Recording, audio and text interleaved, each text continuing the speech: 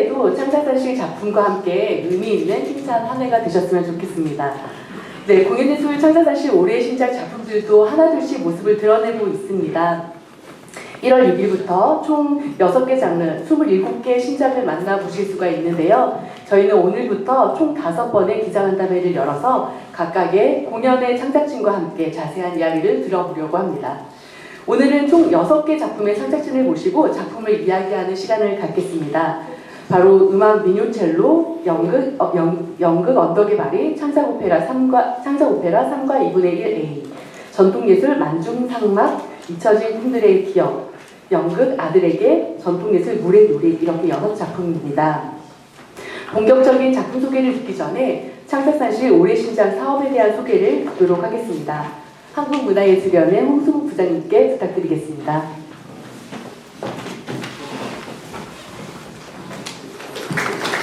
네, 오늘 사실 업무적으로는 1월 2일부터 어제부터 시작을 했는데요. 오늘 그 첫 번째 주요 공식 일정들을 갖게 돼서 너무 영광입니다. 오늘 참석해주신 기자님께 너무 감사드립니다. 24년도 1월부터 이제 3월까지 저희가 23년도 공연예술 창작사실 올해 신작을 통해서 선정된 총 27개의 작품을 이제 막을 열고자 합니다. 본 사업은 22년 11월부터 서류 인터뷰 심의를 거쳤고요. 그 다음에 23년 3월에서 5월까지 진행된 실현 심의를 통해서 최종 선정되어서 제작 단계부터 탄탄히 준비해온 작품이니만큼 올해도 연극, 창작 뮤지컬, 무용, 음악, 창작 오페라, 전통 예술 분야의 관객분들께서도 아마 많은 기대를 하셔도 좋을 거라고 생각을 합니다. 오늘부터 2월 22일까지 공연 개막 시점을 기준으로 해서 총 5번의 시기별 기자간담회가 펼쳐집니다. 기자님들께서도 매년 보여주신 큰 관심 올해도 부탁을 드리고요. 긴 시간 호흡하며 창작자, 실현자, 그리고 스태프와 함께 땀 흘려 산고의 노력으로 새로운 신작을 탄생시킨 예술가 분들에게도 많은 감사드립니다. 오늘 이 자리는 작품을 중심으로 해서 기자님들께서 저희 예술가 분들께 많은 질의를 좀 해주시고 그 작품들을 널리 알려주시고 저희 창작사실도 항상 예술가 옆에서 함께 어떻게 하면 좀 더 좋은 사업으로 지원할 수 있는지를 고민하고 함께 사업들을 계속해서 발전시켜 나가도록 하겠습니다. 다시 한번 참석해 주신 기자 여러분들, 예술가 여러분들께 감사드립니다. 새해 복 많이 받으십시오. 네, 홍수묵 부장님 감사드립니다. 그러면 이제부터는 오늘 간담회의 주인공분들을 모셔보도록 하겠습니다. 창작사실 6작품의 창작진을 무대 위로 모시겠습니다.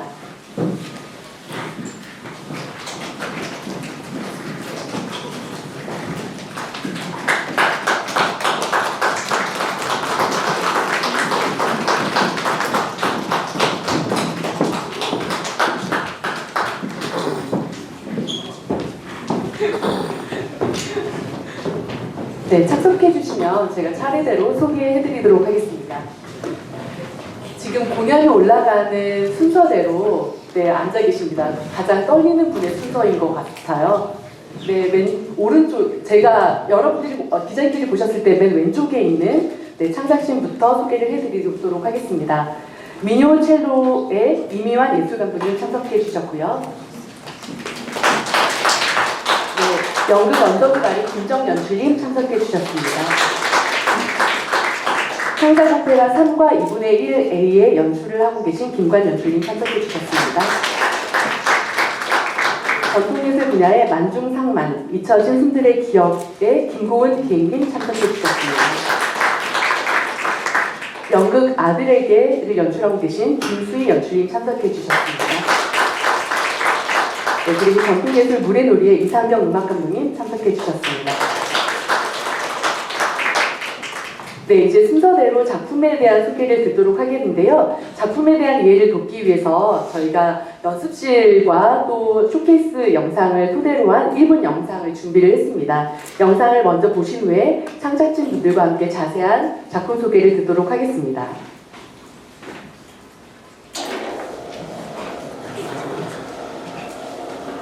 네, 이게 스크린이 내려오는데 시간이 좀 걸리더라고요. 조금만 기다려주시면 감사하겠습니다. 제일 먼저 만나볼 작품은 1월 6일 아르코 예술극장 대극장에서 공연하는 미뇨 첼로 작품입니다.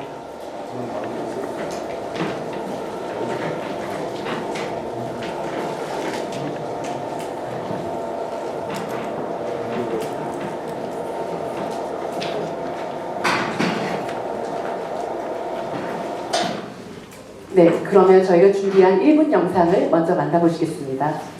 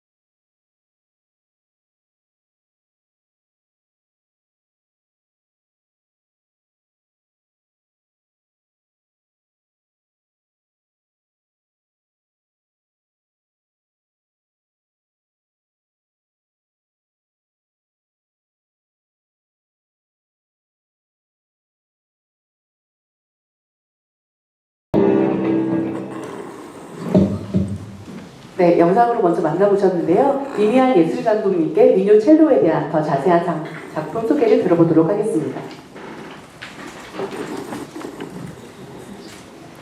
안녕하세요. 안녕하세요. 네, 이번 미뇨 첼로 프로젝트의 예술 감독을 맡은 첼리스트이자 작곡가 이미안입니다. 미뇨 첼로는 제목 그대로 우리의 한국의 민요를 첼로로 재해석한 프로젝트인데요.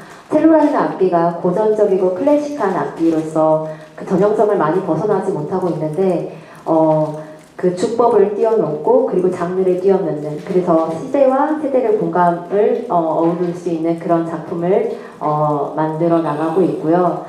지금 오늘 이제서야 아르코 예술극장 저희가 셋업을 시작했어요. 그래서 하다가 지금은 잠깐 왔는데요. 많은 관심 부탁드리겠습니다. 감사합니다. 네, 아마 기자님들께서 궁금하신 점 많으실 텐데요. 저희가 작품 소개가 모두 끝난 이후에 질의응답할 수 있는 시간을 갖도록 하겠습니다. 네, 그러면 두 번째 작품을 소개해 드리도록 하겠습니다. 역시 이번 주 1월 6일부터 시작을 하고요. 14일까지 대학로 예술극장에서 공연하는 연극 작품입니다. 연극의 발휘를 소개하겠습니다. 영상을 먼저 만나보시겠습니다.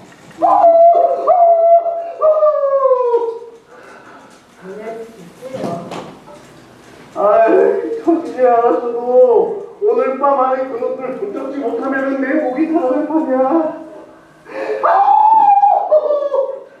멀리서 널 보고는 얼마나 아파트가 왔는지.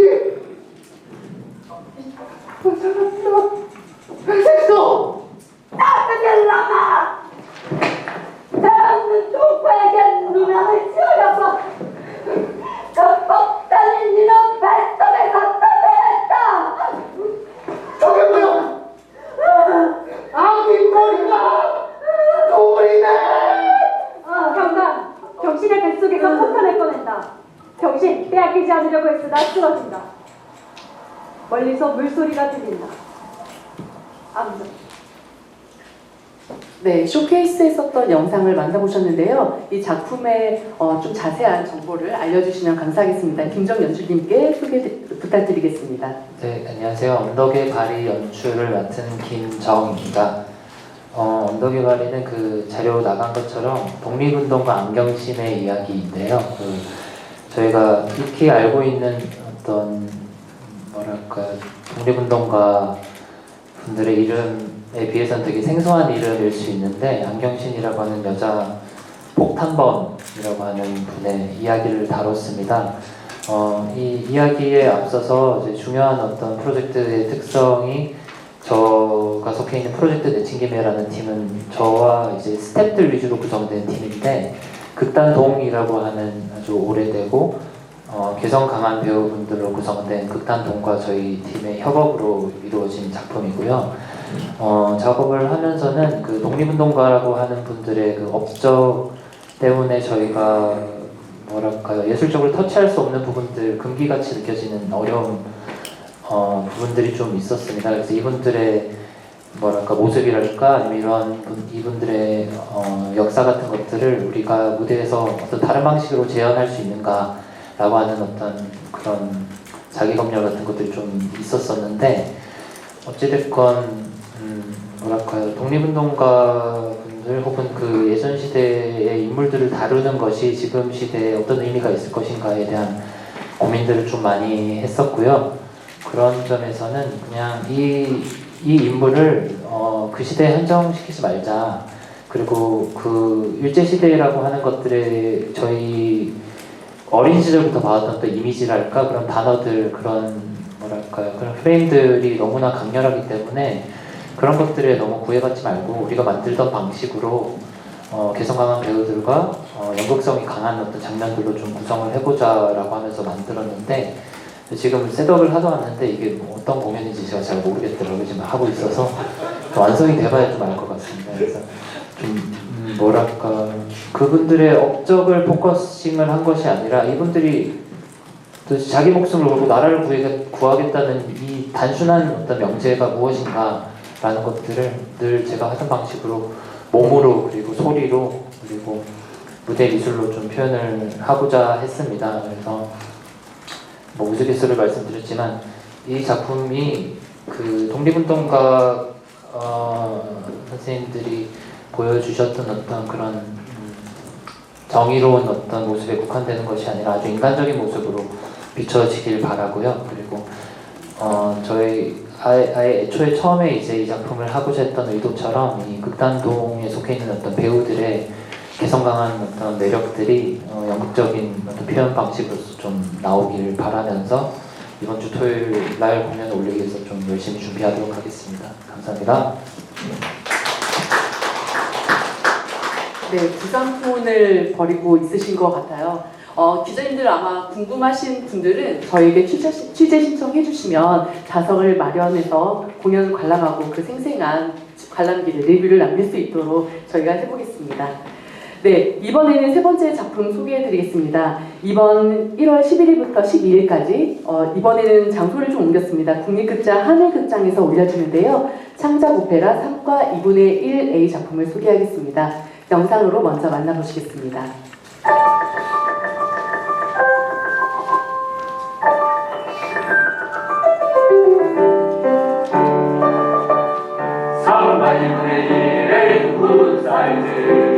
너무나도 조그만 그리군 선과 이분의 일의 굿 사이즈 선배님과 그의 여자가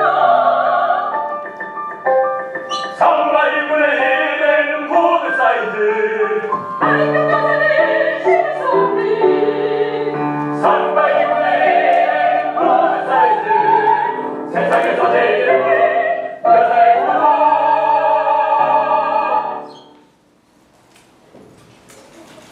네, 영상에 보니까 3과 2분의 1은 구두 사이즈 이런 가사가 계속 나오는 것 같은데요. 김관 연출님께 작품 소개를 부탁드리겠습니다. 장작 오페라 3과 2분의 1의 연출을 맡은 연출가 김관입니다. 반갑습니다. 3과 2분의 1A는 지금 방금 1분 채 안 되는 노래 속에서 드러나는 여자의 구두 사이즈입니다. 그 오 헨리의 단편 소설에서 보면 3과 2분의 1A를 그 여성의 구두 사이즈로 얘기하고, 또 디즈니 만화로 많이 알려져 있죠. 그 디즈니 로고가 신데렐라 성입니다. 그래서 그 성을 만들 때 그때는 거기는 4와 2분의 1이라고 얘기하는데, 지금 현재 우리나라 치수로 얘기하면 210mm가 안 되는, 205mm에서 200mm 정도밖에 안 되는 아주 작은 발 사이즈입니다. 잠깐 느꼈다시피, 노래에서 잠깐 보셨다시피 신데렐라 이야기를 뒤틀어 봅니다. 항상 모두 전통적인 방식에서는 신데렐라 이야기를 신데렐라가 어떻게 역경을 극복하고 어떻게 왕자님과 결혼하는 그런 해피엔딩으로 바라본다면, 이 신성우 양상징 작곡의 3과 2분의 1A에서는 그 신데렐라가 주인공이 아니라 그 계모의 자매가 있죠, 딸. 그 언니, 두 언니가 주인공입니다. 그 두 언니의 심리를 통해서 그 행복과 욕망에 관한 어떤 상관관계를 좀 지켜보고 있습니다. 그래서 이 작품은 사실 우리가 알고 있는 신데렐라 이야기를 뒤틀어서 다시 한번 어른들을 위한 자로 우화로 좀 재구성하고 있습니다. 네, 이상입니다. 네, 지금 음악 감독님도 같이 참석해 주신 걸로 아시는데요. 같이 작품 소개가. 예, 음악적 부분에 대해서는 이제 제가 음악 전공자가 아니다 보니까 황성진 예술 감독님께서 뒤에 앉아 계신데 아마 좀 간단하게 말씀을 해주시면 감사하겠습니다. 네, 앞으로 나오셔서 음악 부분에 대해서는 자세히 좀 설명을 해주시면 좋을 것 같습니다.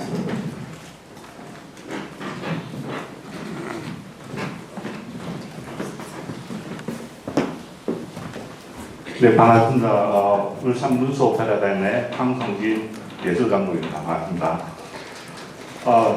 음악적으로는요, 요즘 현대의 대표적인 것이 무조성 음악이거든요. 그래서 듣기 좀 힘들고 좀 어렵지 않나라는 그런 생각들을 가지고 있는데, 황성진 작곡가님이 무조성의 오는 기법이라고 오음으로만 이루어진 작곡을 했는데도 굉장히 듣기에 편하고 들었다시피 가사 전달이라든지 의미 전달이 아주 잘 될 수 있도록 쉽게 작곡을 하셨어요. 그래서 굉장히 기대가 많이 되는 작품이라고 생각을 하고 있습니다. 그리고 배우 선생님들이 들으셨다시피 3과 2분의 1A는 신데렐라의 구두 사이즈라는 것을 여러분들이 자막 없이도 알아들으셨잖아요.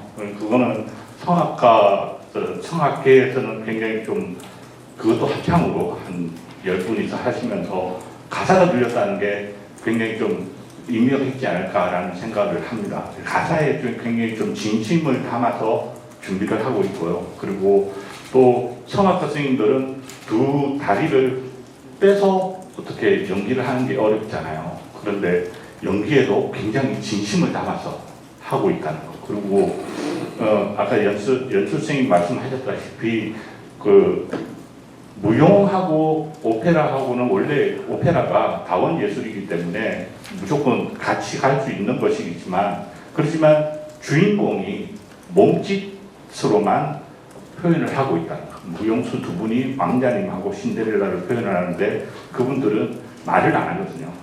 몸짓으로 작품을 표현하고 있다는 그런 아주 재미난 것도 있습니다. 그러니까 많이 기대해 주시고 많이 응원해 주시면 감사하겠습니다. 네, 말씀 감사합니다. 저희도 홍보 영상 촬영하면서 울산까지 내려갔었는데요. 네, 먼 길 또 다시 올라와 주신 것 같습니다. 그만큼 많은 관심 가져주시면 감사하겠습니다. 네, 이번에는 전통예술 분야로 넘어가겠습니다. 1월 11일부터 13일까지 아르코 예술극장 소극장에서 만나볼 수 있는 작품인데요. 만중상만 잊혀진 숨들의 기억입니다. 영상으로 먼저 만나보시겠습니다.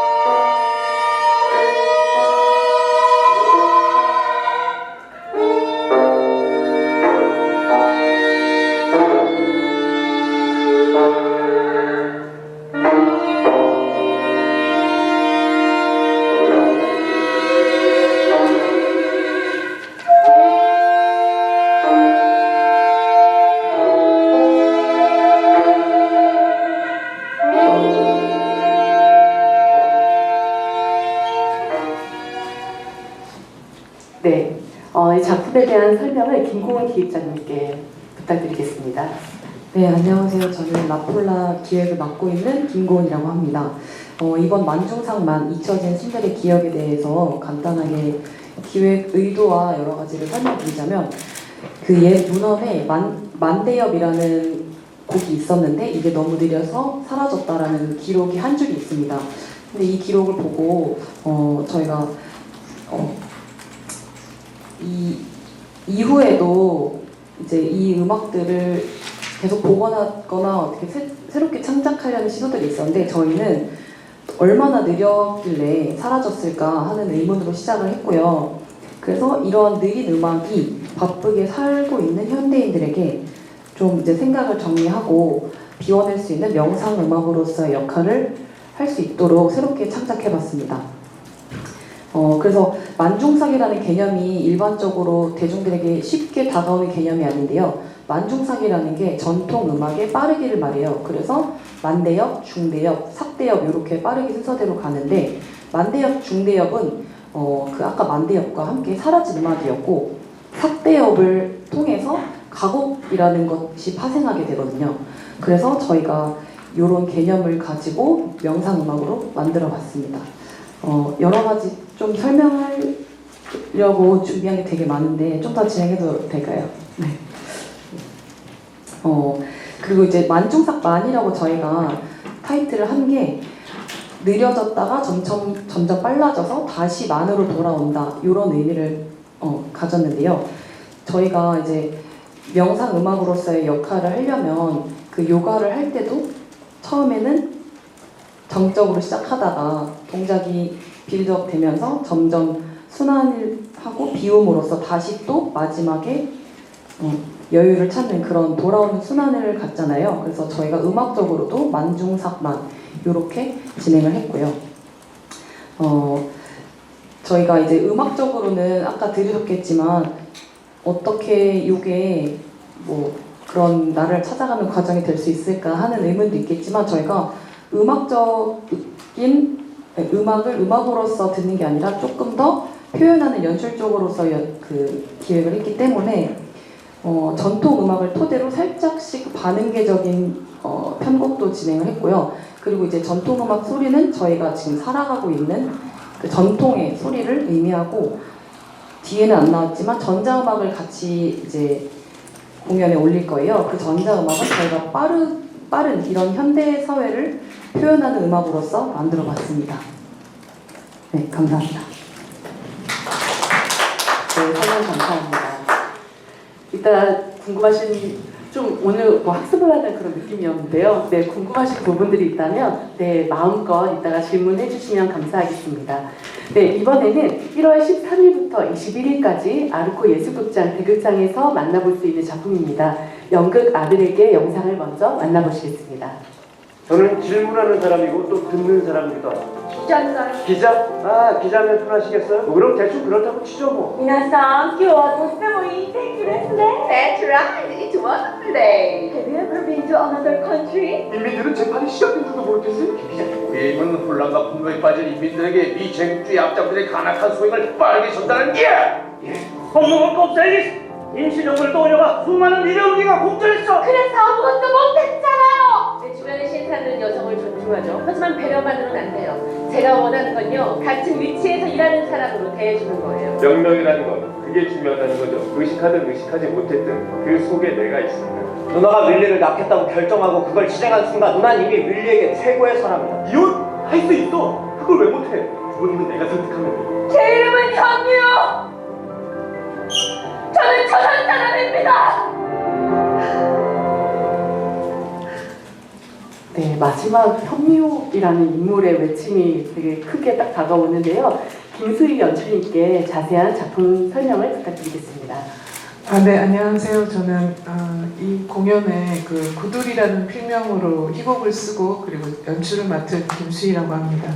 5분 설명을 준비해 주십사 하셔서 저는 사실 배우들하고 같이 왔는데 배우가 직접 참여한 팀은 저희밖에 없다며 배우들이 부끄럽다며 가버리셨어요.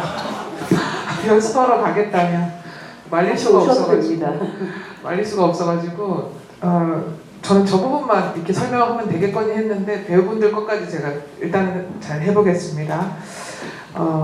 사실 이 희곡은 미옥 앨리스 현이라는 제목으로 그 21년에 여행자 극장에서 낭독 공연을 한 번 했었습니다. 그때 제가 한국문화예술위원회 단연간 지원을 받고 있었고 그때 주제가 여성 그리고 노동 정치였었어요. 그래서 20, 30년대 그 독립운동을 했던 여성 활동가들을 찾으면서 그 미옥 앨리스 현이라는 여성을 우연히 알게 되었고요. 그 공부 과정에서 너무 저한테 매력적으로 다가와서 그 여성을 연구하면서 이제 자연스럽게 희곡 쓰기에 들어가게 됐어요. 그때 지원금 받은 걸로 사실 저희는 배우분들이랑 스텝이랑 다 같이 하와이 답사를 다녀왔습니다. 7박 9일 일정으로 그 아버지 현순의 독립운동기와 그리고 미옥이 다녔던 장소, 자라났던 곳들을 다 둘러봤었고요. 그리고 이번에 이렇게 지원을 받게 돼서 공연을 하게 됐는데요. 아무래도 북한행을 선택하게 되면서 역사에서 지워진 여성이라 자료가 그렇게 많지는 않았는데요. 공부하면서 알게 된 것들은 희곡에 다 담았고요. 영상을 보셨듯이 저희 연극은 그렇게 어렵지는 않습니다. 한 번에 이해될 수 있는 어떤 기승전결 구조의 서사 드라마라고 보시면 될 것 같아요. 그리고 제가 이제 작가로서 가장 고민했던 부분은 이제 미옥이라는 인물이 어떻게 대중들한테 다가가야 할까? 지금 그런 부분이었던 것 같아요. 그러니까 그 독립적인 어떤 가정의 분위기, 그 속에서 이제 자유롭게 공부했던 여성, 그리고 미국 시민권이라는 어떤 특혜가 있는 그 여성이 본인이 갖고 있는 어떤 위치를 다 버리고 그리고 사회주의를 쫓아서 그 공산주의 국가로 들어가게 되면서 바로 숙청이 되거든요. 그 과정을 지금의 24년을 사는 관객들이 어떻게 바라볼 것인가, 그런 것들이 좀 고민이 됐었고요. 연출로서는 굉장히 많은 나라를 옮겨 다녀요, 주인공이. 그래서 그 나라를 무대 위에 구현하는 게 굉장히 큰 숙제였거든요. 그래서 영상의 도움을 받지만 그것은 연극적인 어떤 상상력을 불러일으키는 데는 한계가 있다는 느낌을 오히려 받았어요. 그래서 드럼 라이브 연주를 준비하고 그 드럼 라이브 연주를 통해서 아르코 대극장을 그 주인공이 굉장히 많이 뛰어다닙니다. 거의 저희 무대는 빈 무대고, 그리고 그 여자 주인공이 무대를 뛰어다니면서 자유로움과 그리고 이동과 그리고 자신의 가치관과 사상의 확장을 좀 구현해 보고자 했습니다. 저는 여기까지 준비했고요. 배우 부분은 여자 주인공과 남자 주인공이 거의 저희 공연의 인터미션 포함해서 2시간 40분인데요. 퇴장이 없습니다. 그래서 그 한 사람이 바다에 빠지면서 그 바다에 빠진 여성을 남성이 건져 올리면서 얘기를 해보자 이러면서 시작하거든요. 그래서 여성이 자신의 일생을 얘기하면서 이 여성의 가치관이나 이념을 비판하는 남자를 설득하는 이야기예요. 근데 이 둘의 관계가 굉장히 오묘해요. 이제 공연은 두 사람이 어떤 관계인지, 두 사람이 어떻게 동화되어 가는지, 그리고 나중에 엔딩이 어떤 식으로 나는지를 주목해서 보시면 재밌게 즐기실 수 있으실 겁니다. 감사합니다. 네, 감사합니다. 이제 마지막 작품 소개를 해드리겠습니다. 1월 20일부터 21일까지 아르코 예술극장 소극장에서 올려지는 작품인데요. 바로 전통예술 분야 모래놀이입니다. 영상으로 먼저 만나보시겠습니다.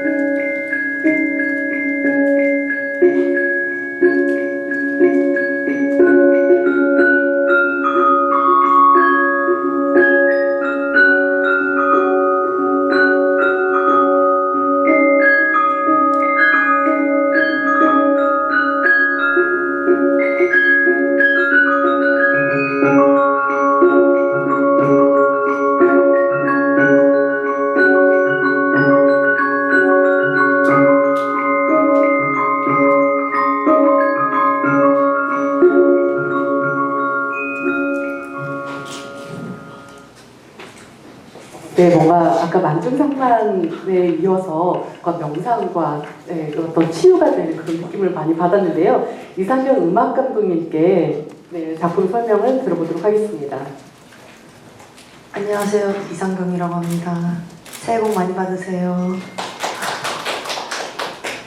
사실 음악감독이라고 말을 하는 타이틀이 사실 아직은 좀 민망하고요. 저는 이 그룹밴드 팀 대표이자 연주자인데요. 곡도 그냥 쓰면서 제가 음악을 만들다 보니 이런 타이틀이 붙은 것 같습니다. 네, 기억해 봐주시면 감사하겠습니다. 네. 짧게 물의놀이를 설명해 드리자면요. 저희 그룹밴드는 여성 타악 3인조여가지고 3명 다 모두 전통 타악 전공을 했습니다. 대학교에서 선후배 사이고요. 근데 이제 저희가 벌써 팀을 이제 정말 만나서 이제 팀을 한 지도 7년이 넘었는데 저희가 항상 모여서 하는 것이 장단을 연구하는 것이 왜냐면 타악 전공자이기 때문에 이제 항상 레퍼토리를 만들 때마다 다음 레퍼토리 주제를 어떻게 잡지? 기획을 항상 저희 팀이 다 같이 하거든요. 그래서 기획을 잡으면서 주제를 잡으면서 이제 장단 연구를 굉장히 많이 하는데 이 공연이 나오게 된 것은 이 장단에 따른 이미지를 조금 연구하고자 했어요. 이 장단이 굉장히 많거든요. 국악에 뭐 다들 아시다시피 국거리, 잦은몰이, 휘몰이 말고도 정말 많은 장단들이 있는데 이 장단들 하나하나의 이미지를 집중을 하고 싶었고 저희 또 이 한국 전통 장단은 호흡이 있어요. 보통 서양 음악이라든지 이런 거는 좀 이렇게 박자를 되게 찝는 개념인 것 같은데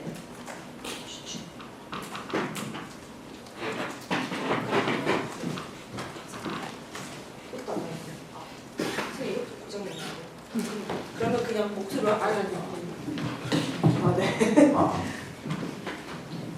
네.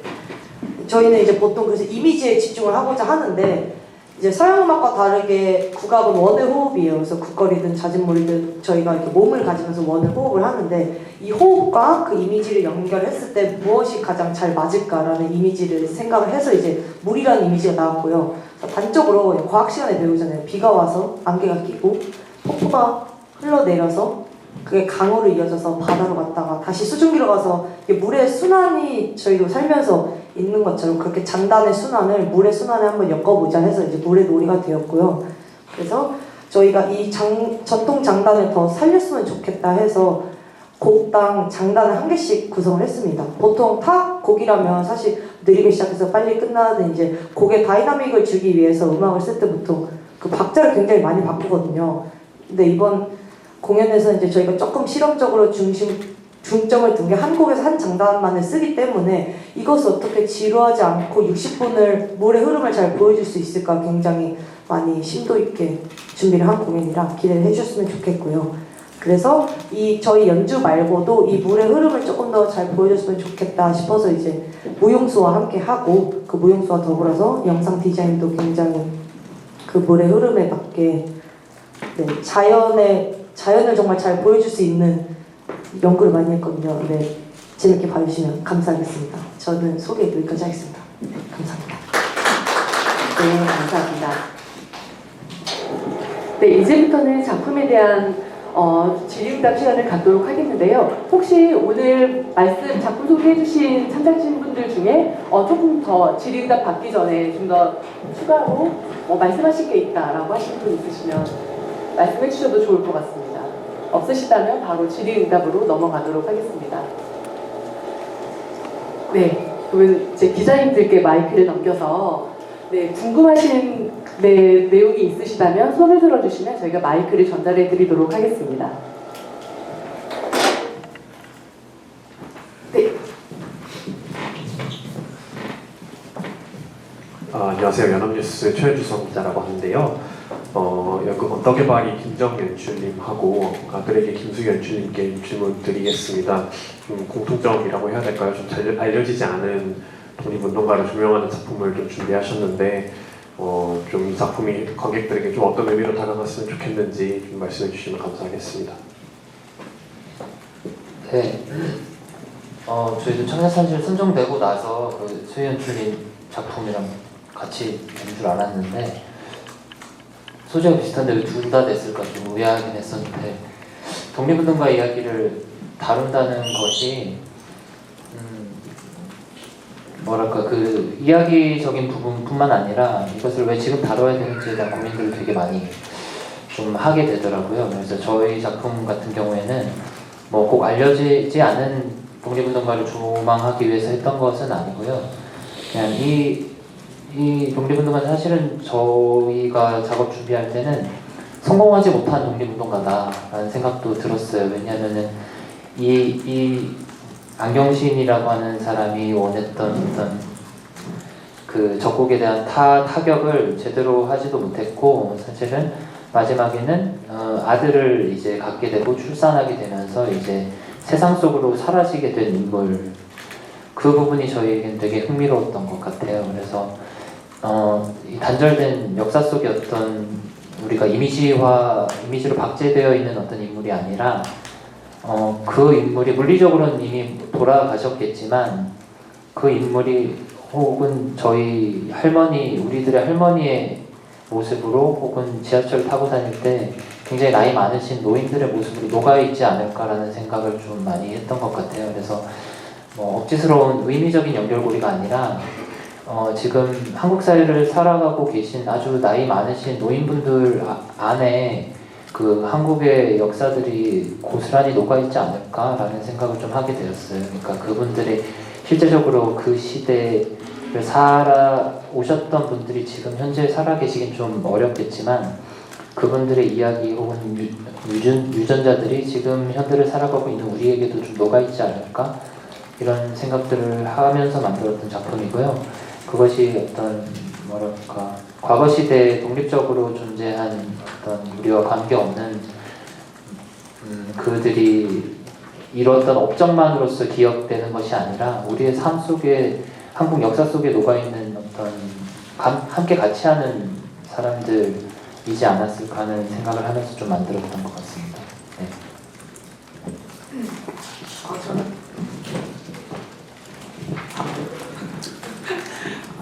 그 쇼케이스 할 때까지만 해도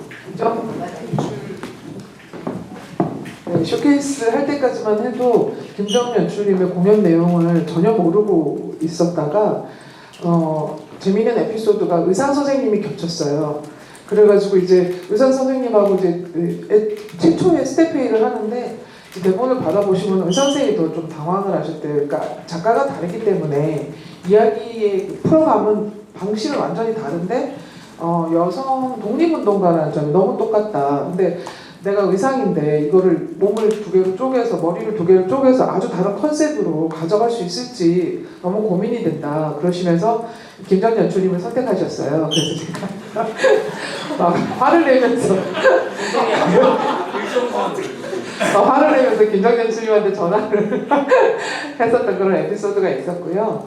저는 사실 그 여성을 주인공으로 희곡 쓰기를 꽤 오래 해왔고 사실 남성이 주인공인 글을 잘 못 썼어요. 아무래도 제 세계 주기에 맞춰서 고민하던 것들을 희곡에 담아가다 보니까. 그리고 이 중장기가 2019년이었는데 그때부터 공부해서 이제 작품을 쓴 거였기 때문에 이렇게 김정은 연출님하고 비슷한 시기에 이렇게 만나게 될 거라고는 사실 예상을 못했고 그리고 나서 이제 우리가 왜 같은 소재인데 뽑혔을까 저도 사실 조금 궁금하고 의아한 부분이긴 해요.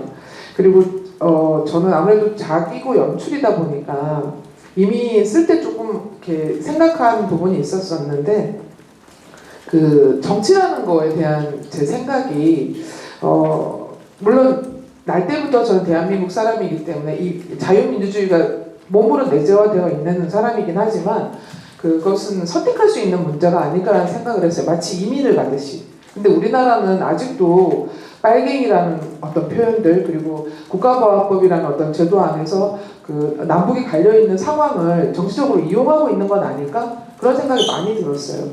그 편협하게 정치판이 굴러가고 있는 건 아닐까 그런 생각이 들면서 그 미국 앨리스 현이라는 녀석을 발견했을 때 굉장히 기뻤어요. 그 미국 시민권자로 미국 하와이에서 태어난 여성이 사회주의 공부를 하면서 거기에 심취하게 되고 독립을 위해서 자기 이념을 키워나가다가 결국 공산주의로 북한을 선택했다라는 것, 그 자체가 지금은 굉장히 위험하고도 안 되는 일이지만 그 당시에는 가능했다는 것, 해방 공간에서는 가능했다는 것, 그것이 저한테 굉장히 매력적이었어요. 그래서 그 이야기를 쓰게 되었고요. 저 역시 어떤 영웅주의나 어떤 그런 쪽에 이 사람은 굉장히 훌륭했다, 아니면 이 사람은 굉장히 비참했다, 뭐 이런 거를 보여주기보다는 그 사람이 어린아이에서부터 53세에 숙청당할 때까지 이야기긴 한데요. 많은 남성들을 만나고 선생님들을 만나요. 그러면서 조금씩 성장해가는 이야기거든요. 그래서 어떤 유리벽에 부딪힌 여성을 표현하지는 않고요. 연출로서는 조금 더 이렇게 많은 사람, 특히 이제 어떤 성대결, 성부족 이렇게 이런 식으로 이제 보여지지 않길 바라고, 그리고 많은 조력자와 그리고 협력자들과 연대하고 유대하면서 성장해 나간 그냥 한 사람의 인간, 그렇지만 실패할 수밖에 없었던 그런 역사적 상황들을 좀 보여주고 싶었습니다. 네. 저도 방금 답변한 두 분한테 좀 더 추가적으로 질문을 하고 싶은데요. 아무래도 이제 비슷한 시기에 그 여성 독립 운동을 다루다 보니까 질문을 할 수밖에 없는데, 이제 김수희 연출 같은 경우는 아까 중장기 지원에서 처음에 성이나 소재를 발표했다는 걸 이해했는데, 사실 이제 김정 씨 같은 경우는 작가가 이제 고현옥 씨잖아요. 그러면 고현옥 씨는 어떻게 해서 이 작품을, 이 소재를 처음 택하게 됐는지 너무 궁금하고, 예를 들면은 어차피 사실 안경 씨 같은 경우 너무 자료가 좀 없는데 그 어떻게 그 바리 이야기하고 이야기 섞이는 게 좀 되게 궁금합니다. 그 다음에 우리 김수희 씨 같은 경우는 사실 이제 앨리스 현 같은 경우는 이쪽이 정말 경계인이잖아요. 근데 이제 그동안은 한국에 마타리 해가지고 되게 뭐 박헌영의 애인이라든가 해서 나중에 박헌영이 북한 수용될 때도 사실 앨리스 현의 존재가 그렇게 된 건데, 이제 이 작품 어쨌든 제가 볼 때 여성 입장에서 떠나기 때문에 이제 그런 부분에 대해서도 조금 짚어나가야 되지 않나? 그동안 이렇게 굉장히 이상하게 소비가 됐잖아요. 앨리스 현이라는 존재가 뭐 최근 연구를 통해서 밝혀지고 있지만 그런 부분을 어떻게 했는지 그게 좀 궁금합니다.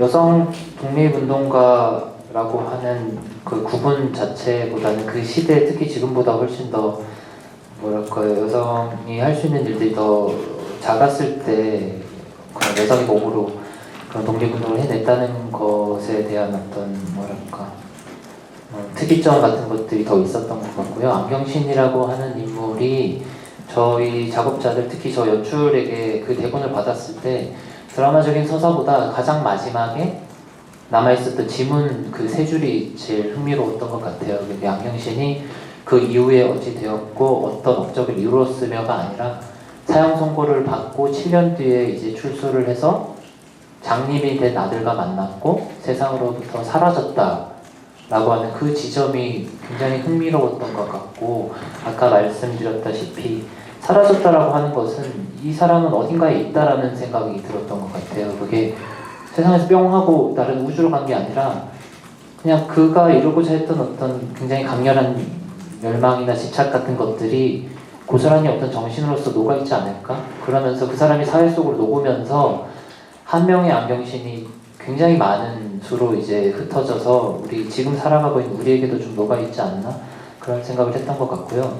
바리드기 신화에서 보여지는 자신을 위해서가 아니라 남을 위해서 이제 희생하면서 그 길을 이제 헤쳐나가는 그런 모습에서 작가님의 작품들에 어떤 일맥상통한 지점이 있다고 생각을 하는데, 어떤 대단한 힘을 가진 어떤 인물을 포커스를 하는 것이 아니라 가장 나약한 인간 혹은 나약한 존재를 중심으로 내세우면서 그 존재가 가장 나약하고 버려진 상황에서 어떤 선택을 하는지를 지켜보는 작가라고 저는 생각을 해요. 그런 점에서 안경신에게 물론 역사적으로 고증되어 있는 어떤 그런 팩트들이 이제 작품 안에 들어와 있지만, 안경신에게 가장 힘겨운 어떤 상황들을 제시를 하고 결국 평범한 사람들이었으면 다 도망갔을 어떤 그런 지점에서 한 걸음을 더 나아가게 되는 그런 모습을 아주 고통스럽게 바라보게 되는, 관객들과 함께 아주 가까이서 바라보게 되는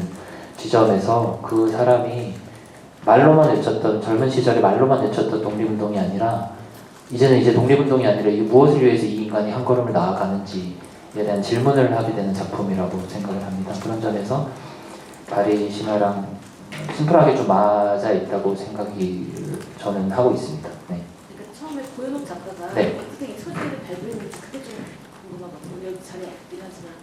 그 자료가 전혀 없다라고 하는 그런 사실에 더 흥미로웠던 것 같고요. 그런 지점에서 사진 한 장 없는 여성 독립운동가라고 하는 것이 굉장히 중요한 저희 홍보 포인트였는데 장지현 기자님께서 사진을 찾았다.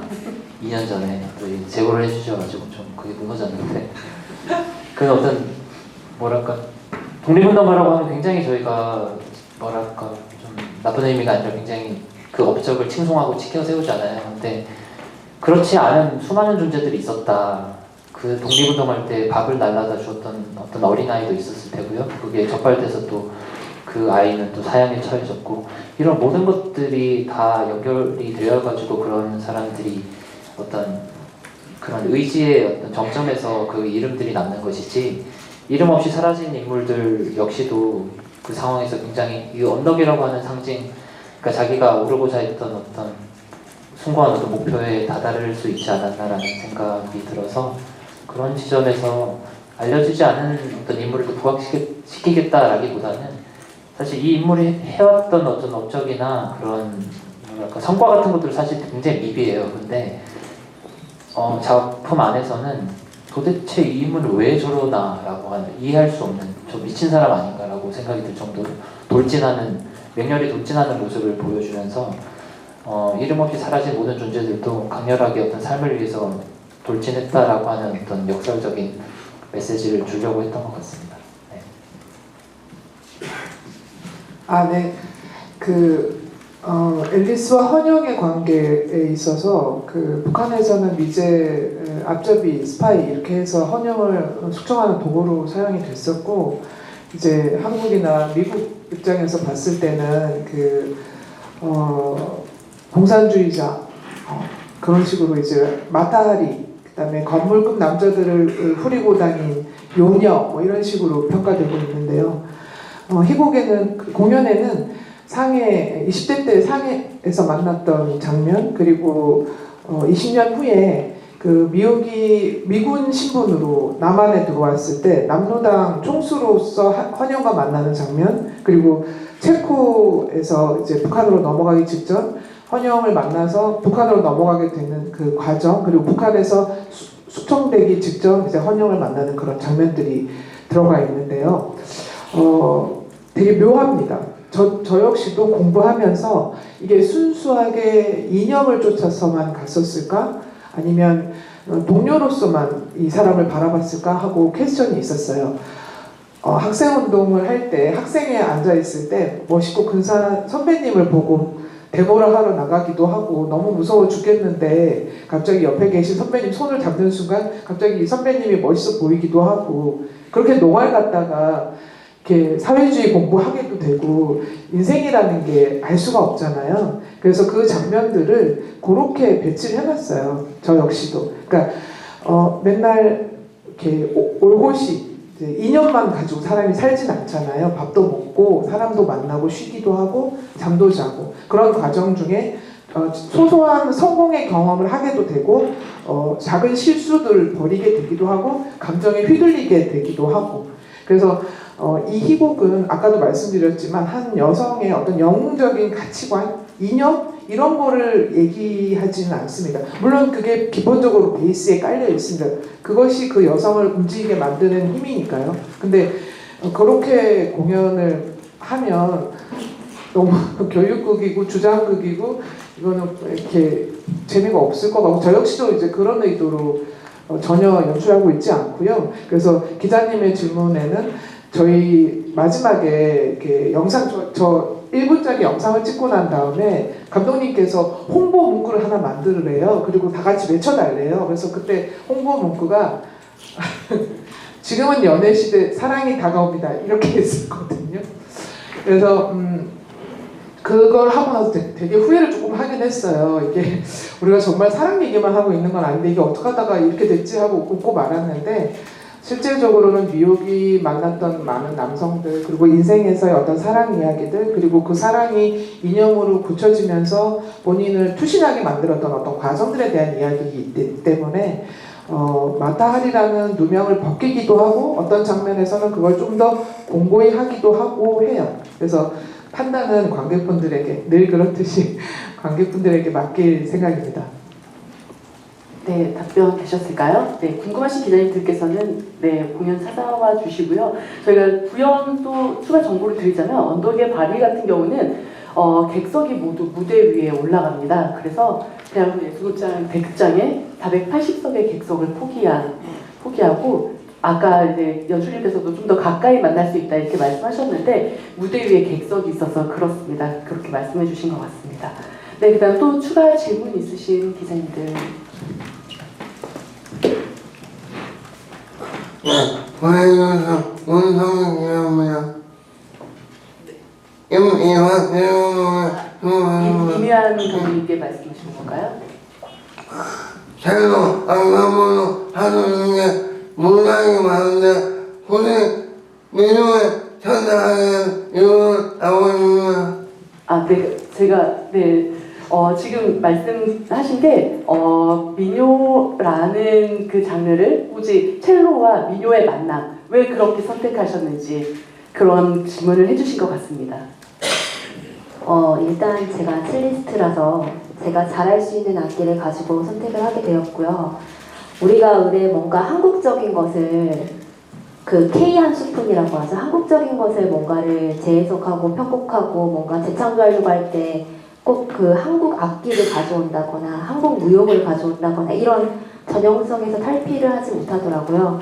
그래서 저는 그런 거 아니고도 우리가 지금 가지고 있는 소재로도 충분히 한국적인 것을 나타낼 수 있겠다는 자신감이 있었고요. 제가 첼로를 연주를 한 20년 정도 했는데 가장 제가 잘 아는 악기이기도 하고 이 악기를 활용해서 한국 장단도 만들 수 있고 한국 화성도 만들 수 있고 멜로디도 연주할 수 있을 것 같다는 생각이 들어서 그렇게 실험을 하게 되면서 네, 이 미녀 첼로 프로젝트를 이어가게 되었습니다. 네, 혹시 추가로 제가 이어서 한번 여쭤보고 싶은 게 예명이 빅바풀이라는 예명으로 활동하고 계신다고 하더라고요. 이 예명 그냥 간단히 소개해 주시면 어떨까요? 네, 제가 빅바풀인데요. 그러면은 사람들이 뭐 바풀이냐고 이렇게 물어보시는데 빅 바이올린 플레이어를 줄여서 빅바풀이라고 부르고 있습니다. 왜냐면은 제가 첼리스트라고 하면은 뭔가 사람들이 떠올리는 이미지가 그 의뢰 그런 거 있잖아요. 드레스 입을 것 같고 뭐 예술의 전당, 뭐 고전적이고 그 클래식한 이미지를 굉장히 많이 떠올리는데 저는 그런 선입견에서 굉장히 탈피하고 싶은 사람 중에 한 명이어서 그냥 바이올린 큰 거라고 말하기 시작했어요. 큰 바이올린 연주하는 사람, 그래서 빅 바이올린 플레이어가 돼서 그렇다면 내가 이런 예명을 갖고 있으니까 그냥 우리가 일반적으로 알고 있는 첼로 음악 하지 말자. 우리가 알고 있는 첼로 음악 말고 정말 그걸 넘어서는 뭔가 획기적인 음악, 지금 우리가 할 수 있는 것을 하자라고 생각을 해서 빅바풀로 활동을 하면서 또 연주 방법도 그리고 음악도 클래식이 아닌 다른 장르들. 그래서 제가 지금 이번에 타이틀이 얼터너티브 클래식, 클래식이 얼터너티브거든요. 그래서 클래식을 기반으로 하고 있지만 그걸 뛰어넘는 어떤 거를 보여주기 위해서 그렇게 작업을 하고 있습니다. 네, 여기도 저희가 추가로 설명을 드리면 무대에 첼로 5대가 오른다고 합니다. 그래서 저희가 사전에 좀 인터뷰하신 걸 봤는데 첼로가 저음악기일 거라고 생각하지만 사실은 굉장히 높은 음역대를 낼 수 있는 그런 악기이기 때문에 굉장히 좀 웅장하고 다양한. 네, 네 맞아요. 첼로 하면은 저음악기로 굉장히 많이 쓰여지는데 정말 놀랍게도 피아노, 하프 다음으로 가장 넓은 음역대를 가지고 있어요. 그래서 4개의 옥타브까지 올라가는데 근데 첼로가 실제로 쓰여지는 클래식 악기에 쓰여지는 거는 거의 저음역대가 많이 쓰여지거든요. 그래서 이번 공연 보러 오시면은 아 첼로가 이런 소리도 낼 수 있구나, 이런 주법으로 이렇게도 활용이 가능하구나를 5대가 계속 1시간 동안 보여주는 그런 공연이 될 것 같아요. 그래서 많은 관심 부탁드리겠습니다. 네, 감사합니다. 또 추가로 질문 있으신 기자님들 있으실까요? 그러면 저희가 좀 혹시나 해가지고 질문을 준비해 왔었는데 대부분 다 기자님께서 말씀해 주신 것 같아요. 제가 창작 오페라 3과 2분의 1 A 김관 연출님께만 마지막 질문을 하나 드리겠습니다.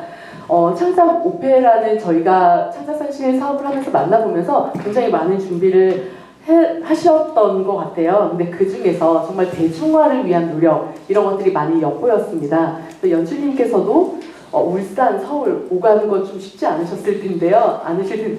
네, 여기서 좀 대중성에 대한 초점을 두는 부분이 분명히 있을 것 같습니다. 이 부분에 대한 설명을 좀 더 추가해 주시면 감사하겠습니다. 아까 죄송합니다. 황성진 그 예술감독님께서 말씀 잠깐 하셨지만 사실 종합예술이라고 얘기했는데 그 르네상스 시대 때 중세 시대 때 이제 르네상스를 거치면서 이제 쭉 나오면서 갑자기 그 고전 비극을 재현해내는 장르가 사실은 오페라거든요. 그래서 사실 음악극의 역사를 잘 보게 되면 오페라에서 오페레타가 되고 오페레타에서 계속 나오는 관계가 있는데 야외 희란 무대에서부터 시작해서 실내극장이 되는 과정들도 좀 지켜보면은 사실 예전에 어떤 축전이 벌어졌던 2000년 전 넘게 전에 축제를 벌어졌던 건 야외에서 대중적인 공연들을 했을 거라고 하지만 사실 참가하는 사람들은 시민들만 참여했던 거죠.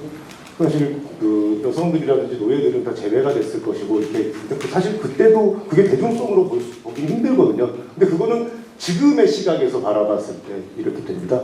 보통 우리가 알고 있는 그 오페라들은 대부분 아까 저기 이미안 예술감독님 말씀하신 것처럼 턱시도를 입고 뭐 이렇게 오페라를 보러 가면 굉장히 이렇게 차려입고 뭐 항상 그렇게 비춰지고 있고 프로시니엄 극장에서 화려한 세트가 있고 그 프로시니엄에서 제4의 벽을 만들어 놓고 하는 그 앞에 오케스트라 피트에서 보여지지 않는 연주자들이 땀을 뻘뻘 흘려가면서 배우들 그 성악가들과 맞추고 있고 뭐 이런 모습들을 보면서 항상 우리는 프레임 안에 하나의 프레임으로 익숙해져 있는 것이죠. 그것이 제가 보기에는 뭔가 격차를 만들면서 어떤 문화의 계급을 만들어냈다는 생각을 하고 있었습니다. 그리고 클래식을 많이 들으면 고급스럽고 저기 뭐 다른 걸 들으면 좀 저급스럽다 이런 인식들도 분명히 있는 것 같고요. 3과 2분의 1을 하면서 느꼈던 것은 사실 이런 어떤 예전부터 2000년 전 이상서부터 나왔던 어떤 격식들을 좀 깨고 싶다는 생각을 했습니다. 그래서 처음부터 극장 구조를 생각할 때 그냥 널려있는 마당이라고 생각을 했어요. 야외 공연장 같은. 그래서 한마디로 말씀드리면은 70년대, 80년대에 처음에 추가됐었던 환경연극적인 무대 구성을 제안을 합니다. 객석과 김수희 연출님이 이제 유도하시고 비슷한 개념인데 그 객석과 무대를 구분하지 않으려고 더 가깝게 만들려고 하는 시도들을 좀 제안합니다. 그래서 사실 그 부디극장, 하늘극장은 그 전통 연희를 많이 하는 극장이죠. 거기에서 오페라를 올려보자가 됐습니다. 비슷한 공간들을 사실 찾고 있던 곳은 또 대학로예술극장, 소극장이고 뭐 이렇게 좀 이렇게 블랙박스 스타일의 공간들을 좀 찾고 있었고 뭐 강동아트센터 드림이라든지 뭐 이런 데를 좀 생각을 하고 있었는데 보니까 그 나중에 알았던 사실인데 창작 뮤지컬과 창작 오페라는 그 분위기에서 그 극장 배관 지원을 안 해주시더라고요. 그래서 그럼 새로운 곳을 찾아야 되는구나 해서 큰일 났다 해서 막 부랴부랴 찾아서 국립극장, 하늘극장을 찾게 됐습니다. 근데 생각보다 많이 난해하더라고요. 그래서 그 성악가분들도 어제도 이제 울산에서 연습하다가 잠깐 얘기를 나눴던 것이 뒤로 돌아가시면서 업스테이지 쪽으로 움직이시면서 노래를 하셔도 돼요 라고 얘기했더니 보통 성악가분들 그 위치가 딱 정해져 있잖아요. 반향판이 있고 극장. 그러니까 이 뒤를 보고 하는 게 되게 익숙하지 않다란 말씀도 하시고 굉장히 차이를 많이 느끼면서 재미있게 작업을 하고 있었는데 이런 것처럼 어떤 공간의 구성이라든지 이런 것들도 뭐 거대한 세트가 없습니다. 오브제만 있고요. 세트라고 얘기하고 바닥에 놓여 있는 거는 의자 5개가 놓여 있습니다. 수틀까지 포함하면 6개입니다. 6개 오브제와 그리고 상부에 걸려 있는 것은 샹들리에밖에 없습니다. 아주 단순하게 세트를 구성하고 남은 배우들, 그 성악가분들이죠. 의상에서 이제 캐릭터를 상징하는 어떤 상징적인 의상들이나 표현주의적인 의상들이 있고요. 거의 뭐 객석을 최대한 가까이 보실 수 있게끔 그러나 이제 음향 때문에 어쩔 수 없이 약간 거리를 둘 수밖에 없지만 최대한 좀 관객들과의 거리감을 좀 덜 놓게 하기 위해서 좀 준비를 했고요. 또 이 대중적이라고 말하는 건 신데렐라 이야기입니다. 신데렐라 이야기가 사실은 좀 안 좋은 의미로도 많이 쓰이잖아요. 어떤 물질적인 사랑하고 물질하고 괴리되게 있는 어떤 그런 영화들이 많은데 그거 정말 아까 이제 행복과 욕망의 관계라고 제가 말씀을 드렸는데 행복하다는 게 뭘까? 신데렐라가 됐다, 유리구두를 신었다, 어떤 그 굉장히 큰 복을 잡는 기회라고 사람들은 생각하는데 만약에 그 복을 거부한다면 그리고 언제나 사람들은 관객들은 늘상 익숙해져 있는 한 시각으로 봅니다. 신데렐라의 입장에서 항상 모든 드라마는 주인공 입장을 따라가게 만들거든요.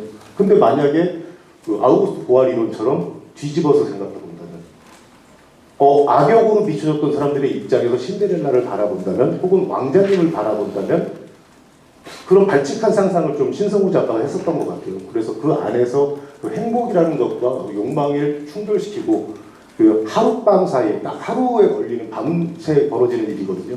그 안에서 어떤 상징적이고 표현적인 일들이 상상력 속에서 벌어진다면 어떤 일이 벌어질까를 좀 고민했던 것 같고 마지막 장면을 스포를 할 수 없기 때문에 그리고 이제 성악가 분들이 노래를 계속하면 사실 좀 힘들어요. 저도 사실 오페라를 많이 보진 않지만 상당히 힘든데 이번에는 작업을 하면서 그냥 그 놀이판을 구성을 하기로 했어요.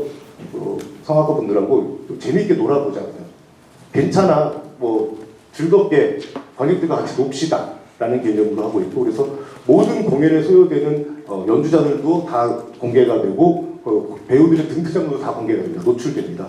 아예 그걸 다 뻔뻔스럽게 하자. 뻔뻔스럽게 관객들과 놀면서 어쩌면 예전 우리 전통 연희에서 마당놀이 했던 것처럼 그런 컨셉으로 한번 오페라를 풀어보자. 이런 발상으로 시작하게 되었습니다. 질문 안 드렸으면 큰일 날 뻔했네요. 네, 답변 감사합니다. 아마 또 별도로 이제 궁금하신 기자님들 계실 텐데요. 저희가 끝나고 나서 취재 신청해 주시거나 인터뷰 요청을 해주시면 저희가 스케줄 안내를 해드리도록 하겠습니다. 네, 지금 이제 시간이 좀 다 된 관계로 여기서 마무리를 하도록 하겠고요. 저희가 마지막 포토타임을 마지막으로 마무리를 하도록 하겠습니다.